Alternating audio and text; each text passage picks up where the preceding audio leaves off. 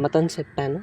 మా అమ్మ గోల్డ్ తను వేసుకున్న గోల్డే, నేను ఏదైతే చేయించిన గోల్డ్ ఉందో అదే గోల్డ్ బ్యాంక్లో తనఖా పెట్టి నాకు అమౌంట్ ఇచ్చింది. ఆపరేషన్కి వెళ్ళాను, చేయించుకున్నాను. అది ఎట్లా అంటే నరకం, చాలా నరకం. తిండి ఉండేది కాదు, తిప్పలు ఉండేవి కాదు. ఒక మనిషిలో ఒక ఆర్గాన్కి 33 వెయిన్స్ ఉంటాయి. పెన్నిస్లోని 33 వెయిన్. ఆ 3 ఆన్ వెయిన్, ఒక్క వెయిన్ ఉంచేసి 32 వెయిన్స్ కట్ చేసేస్తారు ఆల్మోస్ట్.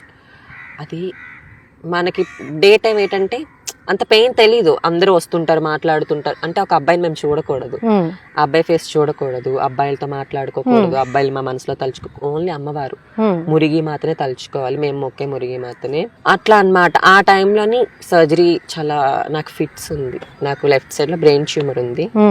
అది ఇల్లీగల్ ప్రొసీజర్, నేను చేయించుకోకూడదు.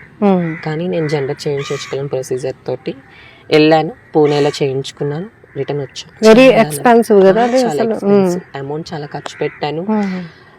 నన్ను చూసి నడి రోడ్డు మీద వెళ్ళిపోతున్నా కూడా తిన్న ట్రాన్స్ అని గుర్తుపట్టరు. మా ఊర్లో అసలు నాకు అది లైక్ చాలా గర్వంగా ఉంది.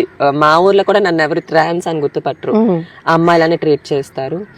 కానీ నేను మారి వచ్చిన తర్వాత ఫస్ట్ నా 41 days ఆఫ్టర్ ఫంక్షన్ తర్వాత బయటకు అడుగు పెట్టిన తర్వాత ఎక్కడ అమ్మాయిలా చూడలేదు.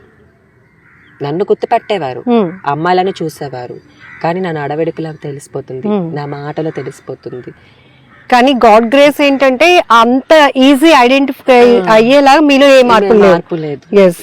సో సాంప్రదాయంగా మీ చీర కట్టు, గుడికి వెళ్ళటం, మెడలో తాలిబొట్టు, ఇవన్నీ కూడా ఇంకా మీకు పెద్ద. ట్యూస్డే ఫ్రైడే మా ఊరు దుర్గాదేవి గుడికి వెళ్తాను.